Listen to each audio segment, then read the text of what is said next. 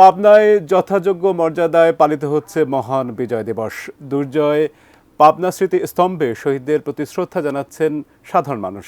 সেখান থেকে সরাসরি যুক্ত হচ্ছেন আমাদের প্রতিনিধি রিজভী জয়। রিজভী জয়, আপনি নিশ্চয়ই আমাকে শুনতে পাচ্ছেন।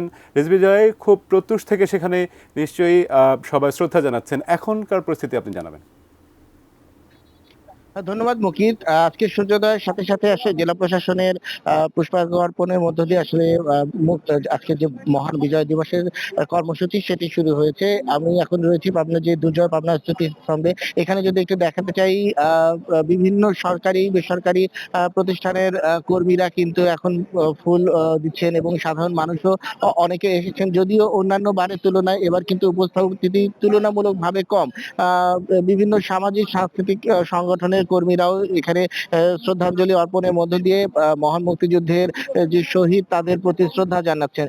এর পাশাপাশি একটি বিষয় জানিয়ে রাখা দরকার যে বাংলাদেশের মহান মুক্তিযুদ্ধে সারা দেশের মধ্যে পাবনার কিন্তু বিশেষ একটি ভূমিকা ছিল এবং পাবনায় মুক্তিযুদ্ধে পাকিস্তানি হানাদার বাহিনীর যেই আক্রমণ এবং যে অত্যাচার নির্যাতন সেটিও পরিমাণও ছিল কিন্তু অনেক বেশি। এরপরও আসলে মুক্তিযুদ্ধের যেই স্মৃতিচিহ্নগুলো সেগুলো কিন্তু রক্ষণাবেক্ষণে এই 53 বছরেও তেমন কোনো উদ্যোগ নেওয়া হয়নি। এই কারণে যারা মুক্তিযোদ্ধা এখানে এসেছেন এবং সচেতন মানুষ এসেছেন অনেকেই কিন্তু ক্ষোভ প্রকাশ করেছেন। কেননা আসলে মুক্তিযুদ্ধের এই স্মৃতি সংরক্ষণে যদি ব্যবস্থা না করা হয় এই আগামী প্রজন্ম কিন্তু এই স্মৃতিগুলো সম্পর্কে জানতে পারবে না এবং মুক্তিযুদ্ধে যেই শহীদদের যে অবদান আত্মত্যাগ সেই বিষয়গুলোকে জানানোর জন্য খুব বেশি উদ্যোগও কিন্তু লক্ষ্য করা যায়নি বলেই তারা ক্ষোভ প্রকাশ করেছেন। এর পাশাপাশি আজকে যে কুচকাওয়াজ হয় যেটি রাষ্ট্রীয়ভাবে, এবার কিন্তু সেই কুচকাওয়াজ হচ্ছে না বলে শিক্ষার্থীদের মধ্যে এক প্রকার হতাশা লক্ষ্য করা গিয়েছে। কেননা বিভিন্ন স্কুলের এবং কলেজের শিক্ষার্থীরা কিন্তু স্টেডিয়ামে জড়ো হন এবং সেখানে যে রাষ্ট্রীয় কুচকাওয়াজ হয় সেটির এবার অনেকেই কিন্তু সেটি স্টেডিয়াম থেকে ঘুরে আসতে আমরা দেখেছি।